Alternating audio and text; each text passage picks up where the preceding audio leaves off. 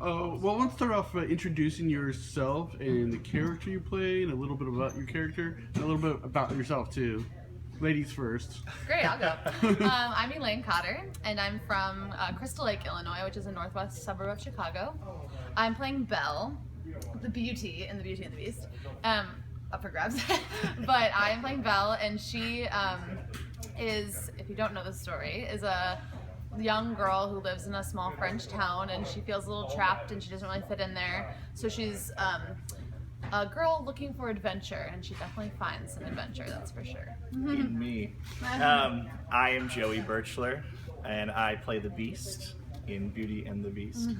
I'm from Ann Arbor, Michigan, and yeah, so the Beast is this guy who's formerly a prince who got transformed into this creature because he was unkind to a evil, well, not evil, but to a sorceress. And so he's very distraught and angry with his decisions, and, you know, hasn't had human contact in a very long time. So when Belle comes to the castle, it really changes him. Things up. Now, this story has been told numerous times in books, different movies, and the Disney movie version was a hit. What is it about the story that makes people love it so much?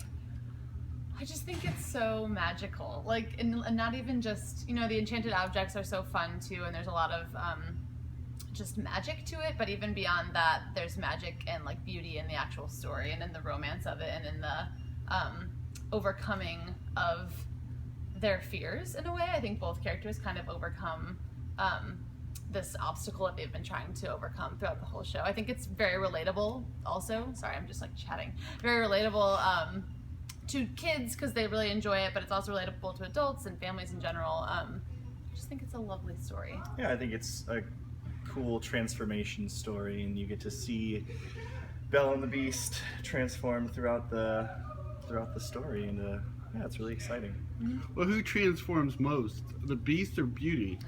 Oh, tricky. I think in our physically. Yeah, physically. No, but also emotionally too. They both transform. I don't know if there's one that's more than the other really, because while Belle doesn't physically transform, she mentally completely changes her outlook kind of on life, as does the Beast. So Yes. yeah. I would say we both transform a lot. Okay. Well, I'm guessing you guys are in your early 20s, so when this movie came out, you were really young. You even born yet? I don't even. No, it came out in 19. Oh gosh, I'm not gonna quote this because I'm gonna be wrong. But we were very young, very Yeah, young. we're both 22. 22. So when you saw Probably. Disney's version of the story, do you remember seeing it and what you thought then? I actually do. This is gonna sound so cliche, but this is my favorite Disney story ever.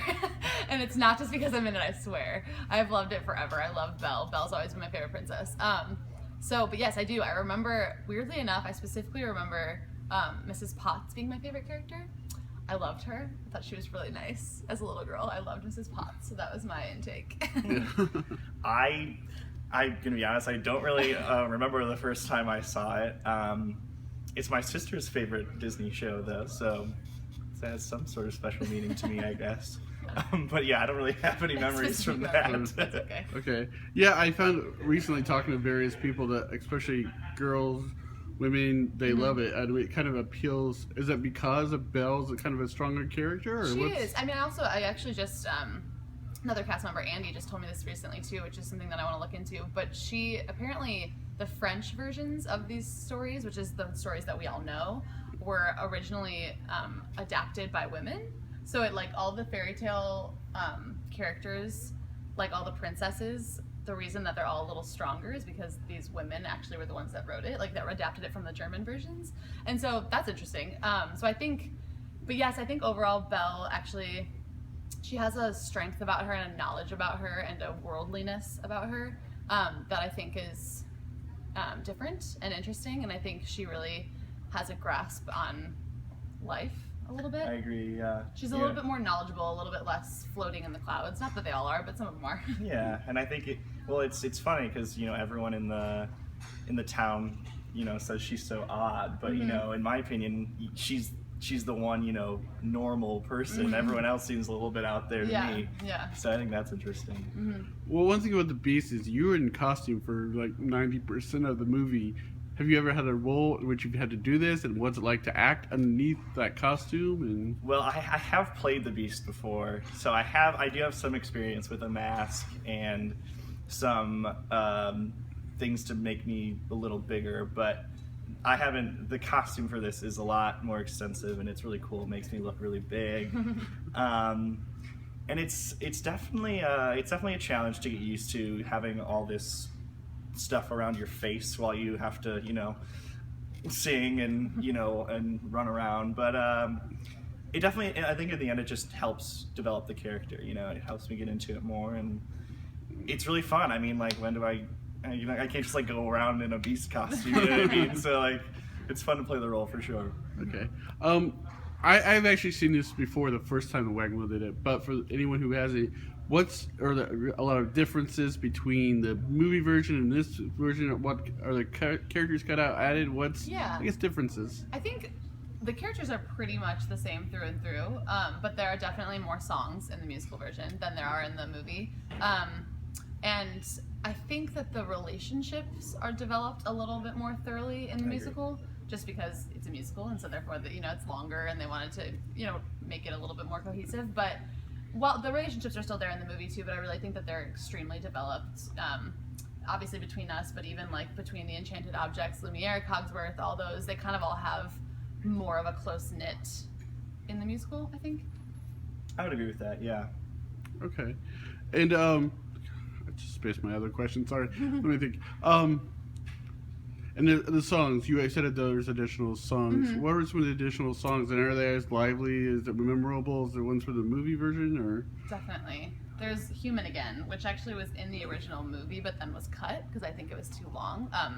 But if you get the extended version or something, they have the whole animation of Human Again in the actual movie. So that's put back in. That was originally written for the movie, cut, put in the musical. There are a few other ones. There's one with Maurice and I, my dad and I, my father, and that's a very sweet, lovely song. The Beast's big song at the end of Act 1, If I Can't Love Her. It's a lovely song. It's a big ballad, and that's not in the movie. Okay. So which are your favorite songs? Would that be one of them? What are you... I don't know what my favorite song is. What's your favorite song? I think my favorite song is his song, actually.